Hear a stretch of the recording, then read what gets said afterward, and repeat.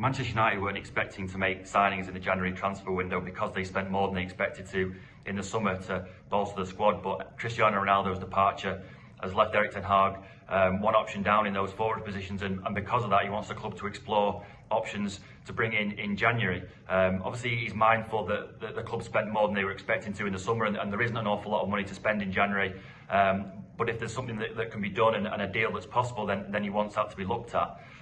He's very, very mindful that he may not have enough options for the second half of the season, because this is a season like none other that he's ever experienced before because of the break for the World Cup. The domestic schedule after the World Cup is going to be particularly hectic. Obviously, they've got an extra round in the Europa League to play against Barcelona, and also they need to make sure they finish in the top four of the Premier League and make sure they qualify for next season's Champions League.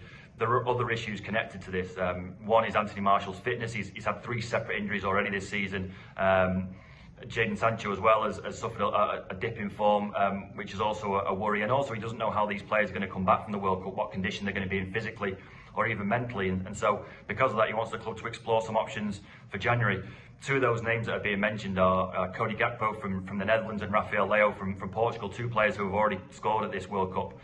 Cody Gakpo is a name that was also mentioned in the summer, a player that Erik ten Hag knows very well from his time in Holland.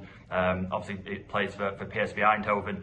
PSV Eindhoven are obviously hopeful that he will stay until at least the end of the season, particularly because they're still in the hunt for the Dutch title. But there is a feeling in Holland, and particularly around PSV, that he will go eventually, and that if a team were to arrive with a bid that was sufficient, and particularly a big team, a European heavyweight like Man United, that it may be very, very difficult for them to keep him.